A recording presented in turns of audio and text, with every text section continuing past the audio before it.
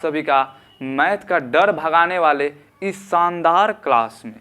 ठीक है मेरे छोटे भाई छोटी बहन, आप लोग तो 10th में आ गए हैं। ये 10th के लिए स्पेशली वीडियो है। जो लोग अभी 10th में जाने वाले हैं कुछ महीनों के बाद या 4 महीना 6 महीना जो भी, उनको भी ये वीडियो देखना चाहिए ताकि अभी से प्रिपरेशन कर सके। और जो लोग ऑलरेडी 10th में हैं उनको तो भाई देखना ही चाहिए, क्योंकि कुछ लोगों को ये होता है डर मैथ में कि यार हम तो 10th में आ गए, पढ़ रहे हैं, सर अच्छा से भी समझा रहे हैं, लेकिन याद नहीं रहता है। क्यों याद नहीं रहता है? क्योंकि आपका बेसिक जो मैथ है वो क्लियर नहीं है। तो बेसिक मैथ कैसे क्लियर करना है, उसको कैसे समझना है, आज मैं आपको बताने वाला हूं कि वो कौन कौन से ऐसे टॉपिक हैं मैथ के जो कि आपको जानना बहुत ज़रूरी है। यदि आप 10th में नहीं गए हैं तो भी, अगर आप 10th में हैं और नहीं जानते हैं तो भी जानना बहुत ज़रूरी है। ठीक है, तो चलिए देखते हैं कि आखिर वो कौन कौन से ऐसे टॉपिक हैं या कौन कौन से ऐसे फॉर्मूला है या जो भी है वो क्या क्या है, चलिए देखते हैं। तो पहला जो है वो है कि पहरा। थोड़ा लग रहा हो कि अरे पहरा तो हमको याद ही है, लेकिन कुछ लोगों को याद नहीं रहता है। और जो कॉन्फिडेंस में रहते हैं याद है, उनको भी पूरा सही याद नहीं रहता है, उसमें भी वो गलती कर देते हैं। ठीक है, तो पहरा आपको 1 से लेकर 20 तक ज़रूर से ज़रूर याद कर लेना है। कितना तक? 1 से लेकर 20 तक। 1 का तो खैर गिनती मतलब वही, और 2 से लेकर 20 तक पहरा आपको याद कर लेना है बहुत अच्छे से। उसके बाद आपको क्या करना है? स्क्वायर समझ में आता है? स्क्वायर का मतलब होता है अगर किसी अंक पे हम स्क्वायर लगा देते हैं, जैसे मान लीजिए ये 5 का स्क्वायर अगर पूछ रहे हैं तो 5 के ऊपर ये 2 है ना, तो इसका मतलब होता है कि 5 का स्क्वायर, तो इसका मतलब होता है कि 5 गुना 5 मतलब कि 25। ठीक है, ऐसे आपको कितना मतलब आपको मैं बता दूंगा। ठीक है, लिख कर या अपने से भी खुद से कर सकते हैं। 25 तक कर लीजिएगा। कितना तक? 2 से लेकर 25 तक आप अपने से, जैसे 25 का 25 में गुना करिएगा, 25 का स्क्वायर क्या होगा?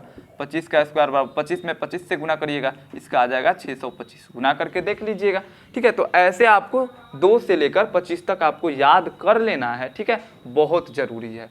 तो इतना कर लेना है आपको। उसके बाद क्या करना है कि उसके बाद वर्ग तो हो गया, अब वर्ग हो गया। अब उसके बाद क्या? वर्गमूल। तो वर्ग क्या, जितना मतलब मान लीजिए 5 का वर्ग किए हैं, 5 का वर्ग तो 25 आया है, तो यहीं पे पूछेगा कि 25 का वर्गमूल क्या होगा, तो 25 का वर्गमूल हो जाएगा 5। वर्ग होता है, वर्ग मतलब समझ रहे हैं कि स्क्वायर, और मूल मतलब कि कहाँ से निकला है, तो ये किससे निकला है? 25, 5 से निकल के 25 आया है, तो इसका मूल क्या है? वर्गमूल 5 है, तो इसका हो जाएगा 5। ऐसे ही मान लीजिए अगर 36 का पूछेगा तो 36 का मूल क्या है? वर्गमूल, तो 6 हो जाएगा। अगर 4 का पूछेगा तो 2 हो जाएगा। मतलब कि ऐसे ही आपको 2 से लेकर 25 तक स्क्वायर मतलब कि वर्ग, 2 से लेकर 25 तक वर्ग, और उसका जो आएगा उसका आप पूछेंगे। जैसे 2 का 4 होगा तो 4 का वर्गमूल हो जाएगा 2, फिर 3 का 9 आएगा तो 9 का वर्गमूल हो जाएगा 3। ठीक है, तो ऐसे आपको ये याद कर लेना है। अब उसके बाद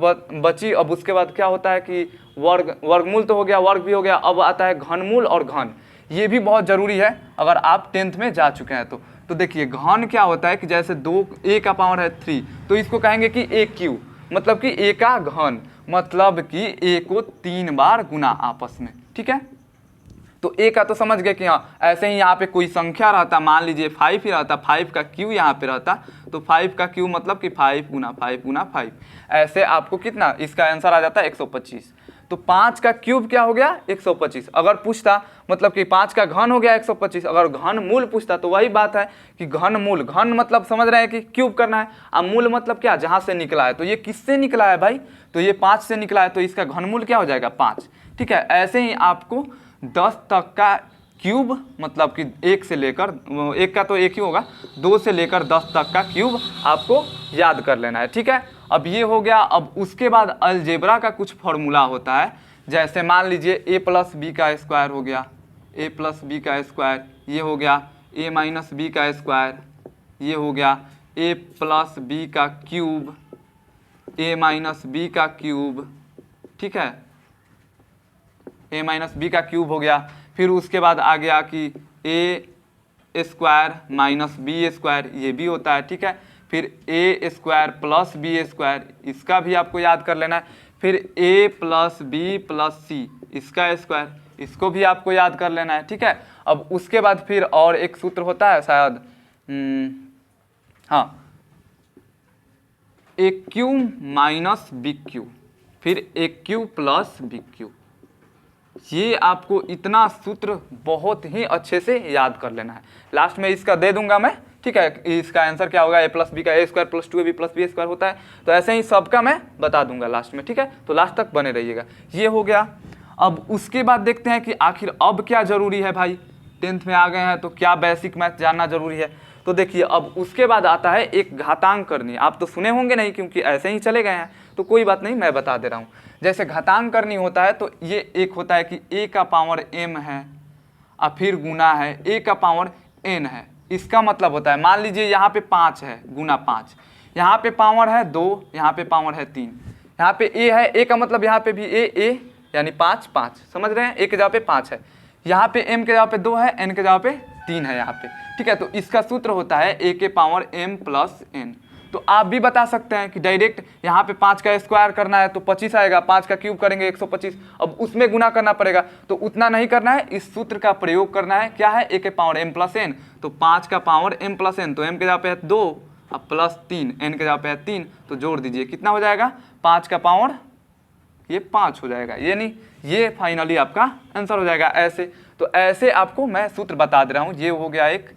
फिर उसके बाद आता है a का पावर m बट्टा a का पावर n, तो इसका सूत्र होता है a का पावर m माइनस n, यानी इसको ऐसे भी कह सकते हैं कि a का पावर m भागा, ये क्या होता है, बट्टा यानी भाग, और फिर a का पावर n, तो इसको ऐसे लिख सकते हैं a का पावर m माइनस n, ठीक है। अब उसके बाद आता है कि a का पावर m उसका पावर n, ठीक है। तो इसका क्या हो जाएगा, इसका हो जाएगा a का पावर m गुना n।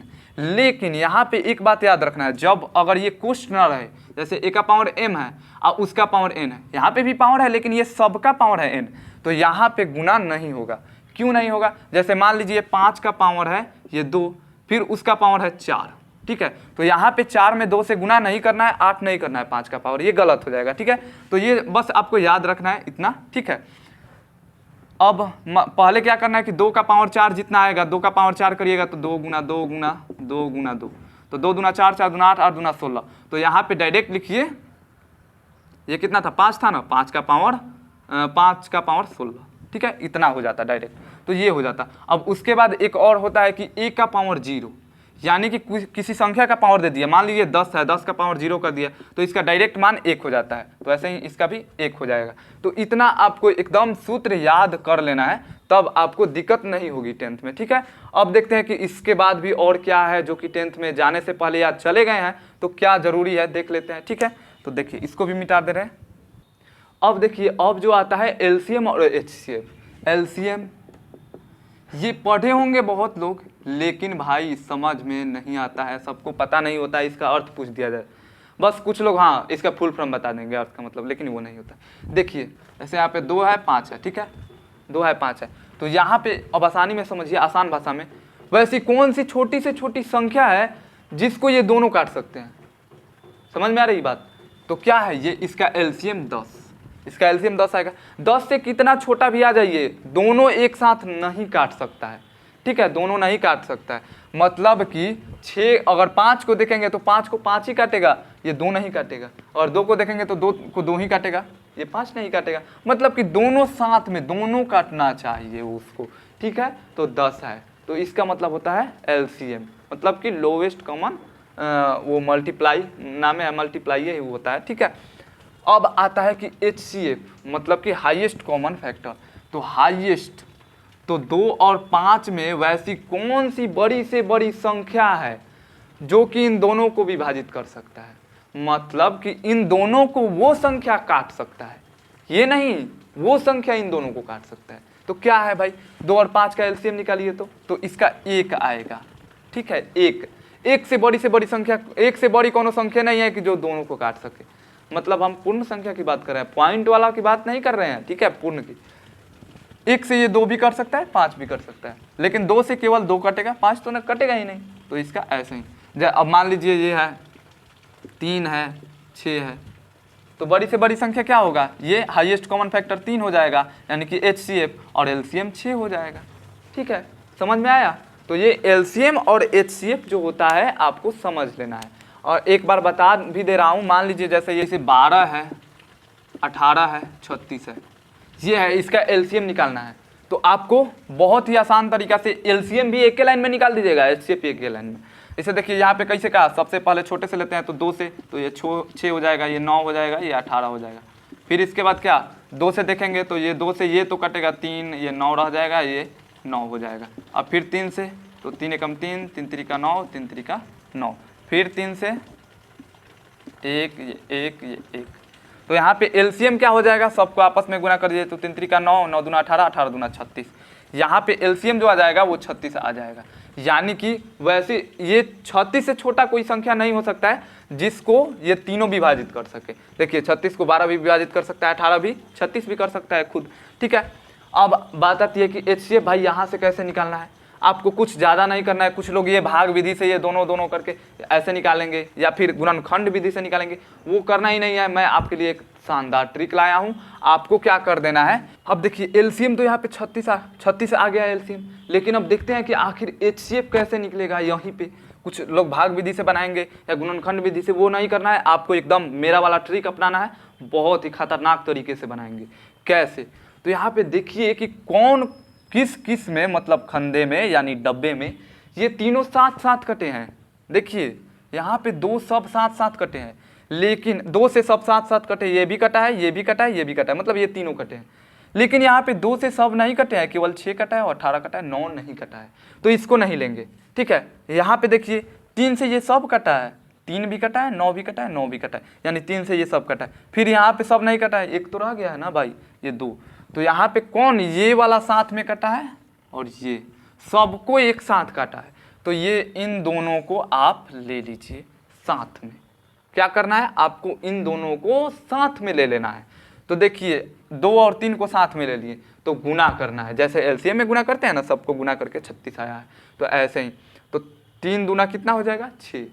यानी कि 6 से बड़ा कोई संख्या नहीं है जो इन तीनों को विभाजित कर सके, यानी कि एचसीएफ, ठीक है। एचसीएफ का मतलब यही हुआ कि 6 से इस संख्या में 12, 18, 36 है, 6 से बड़ा कोई संख्या ही नहीं है जो तीनों को विभाजित कर सके। देखिए 12 से केवल यही होगा और ये होगा, ये नहीं होगा, ठीक है। 9 से केवल ये होगा, ये होगा, ये नहीं होगा। 6 से केवल ये होगा। अब देखिए, अब 3 है, बोलेंगे कुछ लोग कि 3 से तो विभाजित हो जाएगा। अरे भाई मैं बड़े से बड़े की बात कर रहा हूँ, छोटे से छोटे की बात नहीं कर रहा। 3 से तो कट ही जाएगा, लेकिन 3 तो छोटा है, 3 से बड़ा और देखो 4। अब 6 से मतलब कि 12 नहीं हो सकता है। एचसीएफ का मतलब यही होता है, ठीक है। तो ये हो गया। अब देखते हैं कि इसके आगे भाई और कौन कौन से हैं जिनको आपको जानना बहुत ज़रूरी है। तो चलिए, बहुत एक्साइटमेंट है ना, एक्साइटमेंट नहीं है, कोई बात नहीं, हो जाएगा। पढ़िए, मैथ पढ़िएगा तभी एक्साइटमेंट आएगा। नहीं पढ़िएगा, जितना दूर भागिएगा उतना दूर आपसे मैथ भी होगा, क्योंकि ये मनाता नहीं है। ये कोई आपका मतलब आपकी माता जी नहीं है कि आप रूठ जाएंगे तो आपको मनाने आएंगे, ठीक है। तो ये मैथ आपको मनाता नहीं है। जितना दूर भागेंगे आप, इससे मतलब ये आप 1 कोस भागते हैं ना, तो ये 4 कोस भागेगा दूर। इसलिए जितना पास आएंगे, अगर पास आ रहे हैं आप, मतलब 1 कोस पास आ रहे हैं, तो ये भी 1 कोस पास आएगा। आने में मतलब ज़्यादा एथी नहीं करेगा, लेकिन जाने में बहुत जल्दी जाएगा, ठीक है। तो इसलिए अच्छे से पढ़िए, इसके मतलब तरफ आकर्षित होइए, तभी ये भी आपके तरफ आकर्षित होगा, ठीक है। तो अब चलिए देखते हैं आगे। अब देखिए 4 चीज़ समझना बहुत ज़रूरी है, 5 चीज़। कोण के बारे में बहुत लोग नहीं जानते हैं, आगे पढ़ना है, बहुत ज़रूरी है भाई। तो कोण क्या होता है, एक होता है न्यून कोण, उसके बाद होता है समकोण, अधिक कोण और पूरक समपूरक। इतना ही जानना है, आगे भी बहुत होता है, लेकिन बेसिक में मैं इतना ही बताऊंगा। और पाठ में आप देख सकते हैं, आगे पढ़िएगा तो, लेकिन बेसिक इतना बहुत जानना जरूरी है। कोई भी आपको उल्लू बना सकता है, क्या बना सकता है, उल्लू, ठीक है। तो इतना जान लीजिए, ठीक है। बताता हूँ मैं, देखिए एक मार्कर ला रहा हूँ, ये देखिए, ये आ गया। मान लीजिए ऐसे है, ये ऐसे दिख रहा है, ऐसे है, ये आया ऐसे। ये दोनों एक दूसरे के एकदम खड़े हैं। ऐसे भी करेंगे तो ये इसके मतलब इसके सामने ये खड़ा है, मतलब ये यहाँ पे रखते हैं, अगर यहाँ पे अगर रखते हैं तो ये एक दूसरे पे खड़े हैं। थोड़ा आ नहीं रहा है ठीक से, ये एक दूसरे पर एकदम सीधे सीधे खड़े हैं, एकदम ये भी सीधा है, ये भी सीधा है। तो ये हो जाएगा मतलब एकदम सीधे सीधे है, सम है, मतलब एक दूसरे के समांतर नहीं कह सकते हैं, वही मतलब सीधे सीधे हैं, तो इसको कहेंगे समकोण। इसके जो बीच में जो कोण बन रहा है, आप लोग देखे होंगे घर में बोलता है लोग कि देखो ना वो कोना में भाग गया, मतलब जो दो दीवार होता है उसके बीच में कोई भाग जाता है, कोई जाता है तो कोना में है या कोना में भाग गया। तो ऐसे ही यहाँ पे कोना, यहाँ पे क्या होगा, कोण होगा। तो ये कितना होगा भाई, जब दोनों एकदम खड़े हैं एक दूसरे पे सीधे सीधे तो 90 डिग्री। अब देखिए ये, लेकिन अब ये जैसे जैसे इधर आएगा ऐसे बढ़ेगा, 90 से बढ़ेगा तो ये हो जाएगा अधिक कोण की तरफ जा रहा है, ठीक है। अधिक कोण यानी कि 90 डिग्री से ज़्यादा और 180 डिग्री से कम। और इधर आएगा, इधर इधर इधर जैसे जैसे आएगा ये न्यून कोण की तरफ जा रहा है, यानी कि 90 से कम और 0 डिग्री से, मतलब 0 डिग्री से लेकर 90 से कम, ठीक है। इतना ये सब न्यून कोण है। जैसे ये खड़ा हो गया समकोण हो गया, इधर झुकने लगा अधिक कोण हो गया, ये आ गया 180 डिग्री, ठीक है। तो इतना आपको समझना जरूरी है। अब उसके बाद आता है भाई पूरक। पूरक कोण बहुत ज़्यादा जरूरी है जानना आपको। पूरक कोण, तो पूरक कोण क्या होता है, पूरक कोण से याद रखिएगा 90। पूरक मतलब याद रखिएगा 90, पूरक मतलब याद रखिएगा 90। 90। अब देखिए केवल पूरक मतलब याद रखना है 90। अगर पूछे कि 30 का पूरक क्या होगा, 30 डिग्री का, तो आपको कुछ नहीं करना है, 90 से घटा देना है। तो कितना होगा, 90 में से 30 को घटाएंगे तो 60 डिग्री। 30 डिग्री का पूरक जो होगा वो 60 डिग्री होगा। अगर पूछे कि 60 डिग्री का पूरक, तो 90 में से 60 को घटाइए तो हो जाएगा 30 डिग्री। अगर पूछे कि 35 डिग्री का पूरक, तो 35, 90 में से 35 को घटा दीजिए 65 डिग्री हो जाएगा, ठीक है। हो गया, ऐसे हो जाएगा। 65 नहीं सॉरी 55 डिग्री हो यार, यहाँ पे 35 डिग्री है ना, यहाँ पे 55 डिग्री होगा, यहाँ पे 55 डिग्री हो गया, ठीक है। तो ऐसे आप कर सकते हैं। अब बात करें कि समपूरक भाई क्या है, समपूरक। तो समपूरक जब बात करें तो आपको याद रखना है 180 डिग्री। 180 डिग्री तो कहेगा कि मान 50 का बताइए कि समपूरक क्या होगा, तो 50 डिग्री का समपूरक होगा, 180 में से 50 को घटा दीजिए तो 130 डिग्री। 130 का पूछेगा तो 50 का पूछेगा 130, और पूछ दिया कि 155 डिग्री का क्या हो जाएगा पूरक भाई, तो 180 में से 55 को घटा दिए, 155 को घटा दीजिए तो 35 हो जाएगा, 35 डिग्री। ये समझ में आ रही है, ये बहुत ज़रूरी है समझना, ठीक है। हाँ, तो ये समझ में आ गई कोण के बारे में, न्यून कोण, अधिक कोण, और पूरा एक रेखा पे वही जो ऐसे हुआ था ना, ऐसे, तो ये क्या था, पूरा एक रेखा बन गया ना, पूरा एकदम सीधा लाइन। तो इस पे कोई पूछेगा कि कितना डिग्री होता है भाई, तो बोलना है आपको 180 डिग्री, ठीक है। और जब दो रेखा एक दूसरे पे खड़े हों, ठीक है, तो कितना हो जाएगा 90 डिग्री, यानी कि लंबवत खड़े हों, लंबवत, लंबवत ऐसे, तो ये हो जाएगा 90 डिग्री।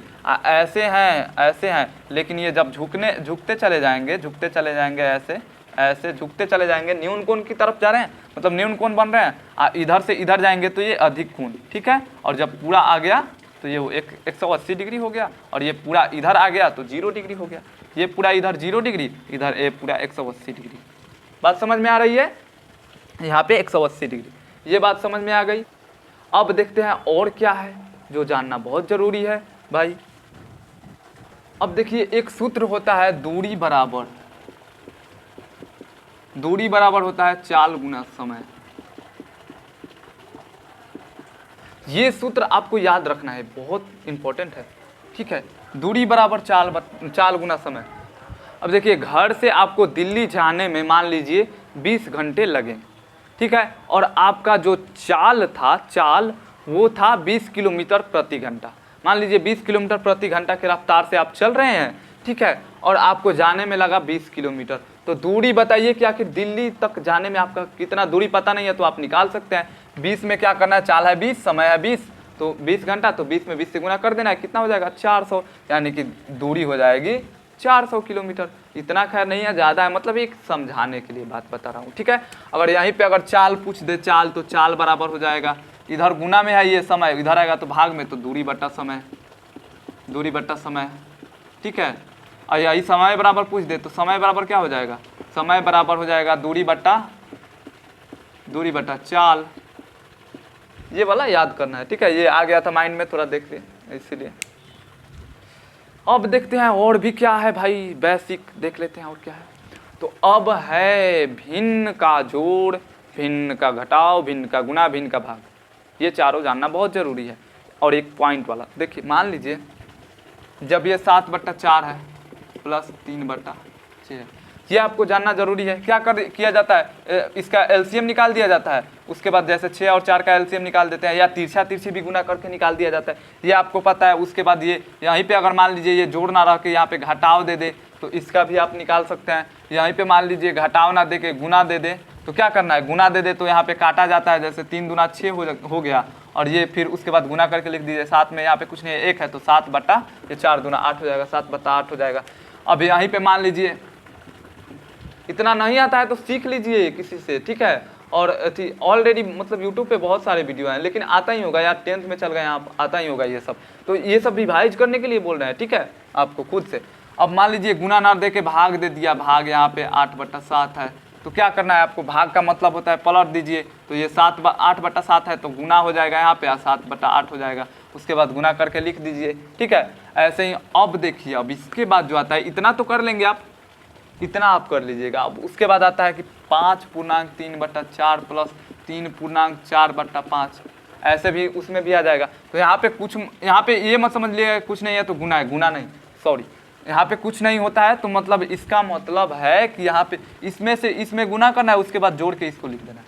जैसे कि 5, इसको सिंपल भिन्न में तोड़ना है तो 5 में 4 से गुना करिए, कितना होगा, 5 × 20 और 3 जोड़ दीजिए, 23/4 प्लस यहाँ पे 5 में 3 से गुना करिए, कितना होगा, 15 में फिर 4 जोड़ दीजिए, 19/5। इतना समझ में आ रही है ये बात, ये भी आपको बहुत हेल्प करेगा, ये भी आपको जानना बहुत ज़रूरी है। ये हो गया।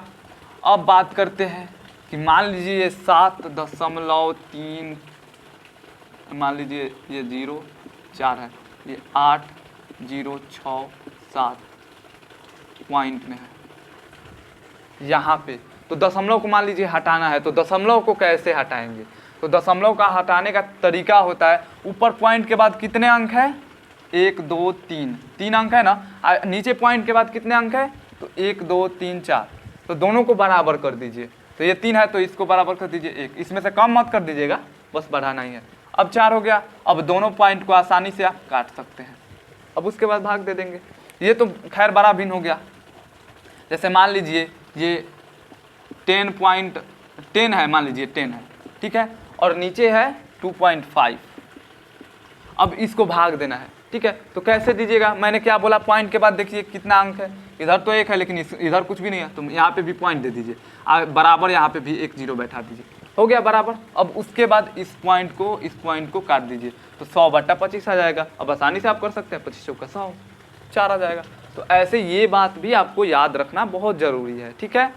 अब और क्या भाई, अब तो कुछ नहीं बचा शायद, और भी कुछ बेसिक कॉन्सेप्ट छूट गया होगा तो मुझे कमेंट कर सकते हैं, ठीक है। अब मैंने जो बोला है वीडियो में, मैंने कहा था कि जो उसका सूत्र का है, जो मैं सभी सूत्र यहाँ पे जो भी बोला था अलजेब्रा का था, ठीक है, उतना था अलजेब्रा का, और घातांक करने वाला फिर से लिख दे रहा हूँ, और हाँ स्क्वायर था, क्यूब था, उसको भी मैं यहाँ पे लिख दे रहा हूँ, ठीक है, उतार लीजिएगा। तो चलिए देखते हैं। देखिए यहाँ पे ये वर्गमूल हो गया, मतलब वर्ग हो गया, इसका मतलब उल्टा कर दीजिएगा तो वर्गमूल हो जाएगा। मतलब कि 1 का वर्गमूल 1, 4 का वर्गमूल 2, 9 का वर्गमूल 3, ऐसे ही मतलब स्क्वायर वर्गमूल हो गया। ऐसे ही ये घन और घनमूल हो गया, ठीक है। यहाँ तक इतना ये देख लीजिएगा, ठीक है। और उसके बाद ये बीजगणित का सूत्र हो गया अलजेब्रा का, इतना ज़रूर याद कर लेना है आपको, ठीक है। और ये हो गया घातांक और करनी, मतलब ये वाला 1 के पावर m, मतलब कि 5 का पावर 2 गुना 7 का पावर 3, मतलब 5 का पावर 3 ऐसे रहता है। तो ऐसे वाला जो भी आएगा वो हो जाएगा, ठीक है। और यहाँ पे एक और चीज़ देखना है आपको कि जैसे मान लीजिए a का पावर m है, n है, मान लीजिए माइनस a का पावर n है, तो इसका माइनस a का पावर ही n होगा। लेकिन कब, जब ये n विषम संख्या होगा, n बराबर क्या होगा, विषम संख्या, ठीक है। और यहाँ पे अगर यही a का पावर n बराबर a का पावर n कब होगा, ये प्लस हो जाएगा जब n सम संख्या होगा। n क्या होगा, सम संख्या होगा, सम संख्या। n क्या होगा, सम संख्या जब होगा तब ये माइनस में रहेगा, तो भी वो प्लस में ही आएगा। जैसे मान लीजिए -5 का पावर 2 है, तो इसका क्या हो जाएगा +25 होगा, -25 नहीं होगा। लेकिन यही -5 का पावर 3 है तो -125 आएगा, क्योंकि ये 3 जो है विषम संख्या है। ठीक है, तो ये बात आपको याद रखनी है। अब ये आप उतार लीजिए, कहीं कहीं पे वो उजला टाइप का हो गया होगा, मैं अभी थोड़ा सा कैमरा इधर उधर करके आपको दिखा दे रहा हूँ। ठीक है,